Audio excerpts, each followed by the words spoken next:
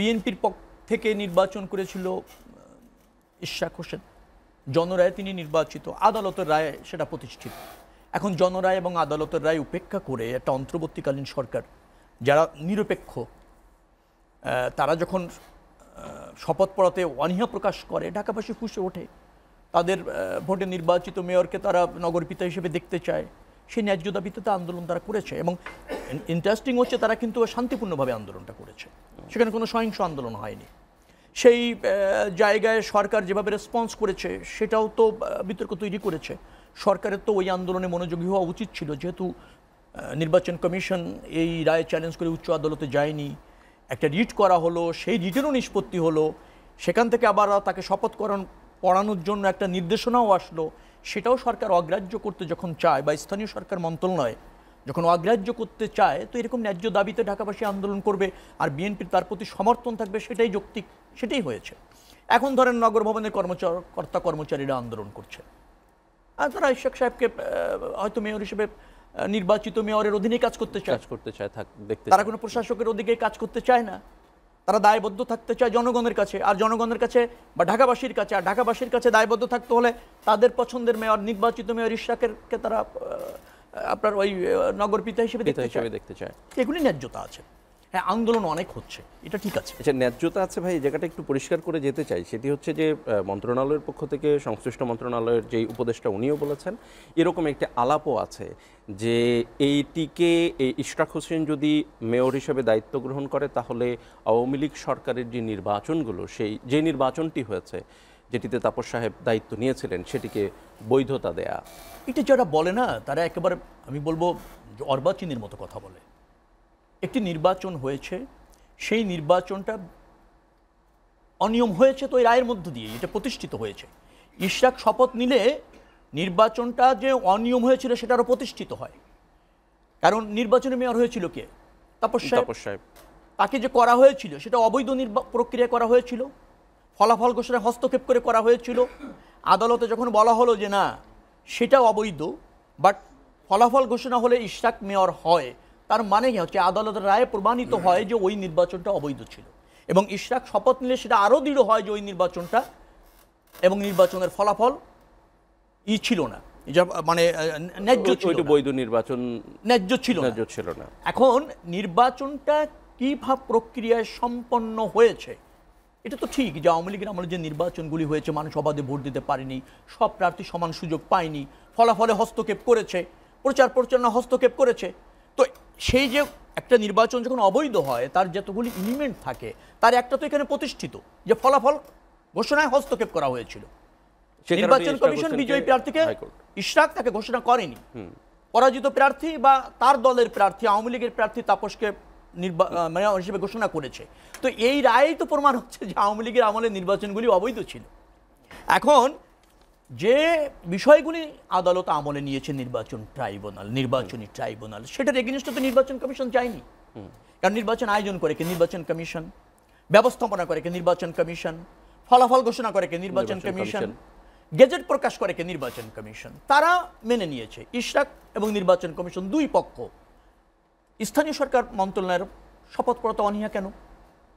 আদালত থেকে যদি সেইটাকে আপনি যদি কোনো ট্রাইব্যুনাল রায় যদি আপনি কোনো ত্রুটি বিচ্যুতি মনে করেন, আপনি সংশ্লিষ্ট উচ্চ আদালতে যান, তা তো আপনি যাচ্ছেন না।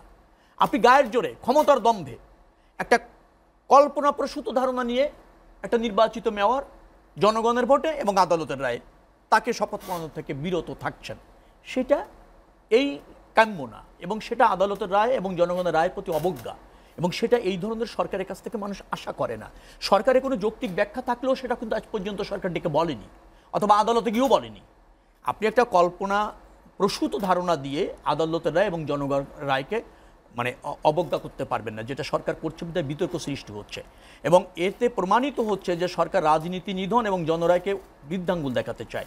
অন্তর্বর্তীকালীন সরকারের মূল কাজটাই রয়েছে কিন্তু জনগণের ভোট, আদালতের রায়ের প্রতি থাকা, মানে লয়াল থাকা, সেখানে সে থাকছে না, সেটা তো কাম্য হতে পারে না। একেবারে সর্বশেষ 1 মিনিটে জানতে চাইব, সেই আন্দোলনটা, মেয়রের আন্দোলনটা শেষ পর্যন্ত 3 জন উপদেষ্টার পদত্যাগের দাবিতে রূপান্তরিত হলো কেন? না, যেহেতু স্থানীয় সরকার মন্ত্রণালয়ের দায়িত্ব হচ্ছে তাকে শপথ পড়ানো, স্থানীয় মন্ত্রণালয়, সরকার মন্ত্রণালয় যখন সেই শপথ পড়াতে ব্যর্থ হয়, তখন ওই মন্ত্রণালয়ের উপদেষ্টা এবং ওই উপদেষ্টার সাথে যে রাজনৈতিক দলের একটা সখ্যতা রয়েছে, তাদের প্রভাব আছে বিদায় প্রতিষ্ঠিত হয়, যার ফলে নগরবাসী মনে করেছে এবং ইশাক সাহেব মনে করেছে তিনি যে নগরপিতা হতে তাকে যে বিরত থাকা হচ্ছে তার শপথ গ্রহণ থেকে, সেখানে উপদেষ্টাদের প্রভাব আছে এবং তারা নতুন একটা রাজনৈতিক দল যেটা করেছে তার প্রভাব এখানে বিস্তার করছে। যেহেতু অন্তর্বর্তীকালীন সরকারটা আমরা নিরপেক্ষ দেখতে চাই, জাতির প্রয়োজনে দেখতে চাই, রাগ বিরাগ এ মানে আপনার হয়ে কাউকে ডিপ্রাইভ করবে না এরকম নিরপেক্ষ দেখতে চাই, স্বতন্ত্র দেখতে চাই, সেখানে ওই 3 উপদেষ্টার ভূমিকা প্রশ্নবিদ্ধ হচ্ছে বিধায় অথবা পক্ষপাতদুষ্ট হচ্ছে বিধায় নিশ্চয়ই সে দাবি এসেছে।